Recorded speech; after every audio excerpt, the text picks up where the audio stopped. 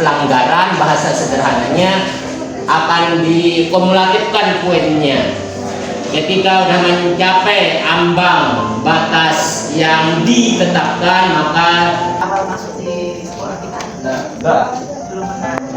Oke. Kemudian apakah kalian tahu bagaimana aturan kedisiplinan di sekolah?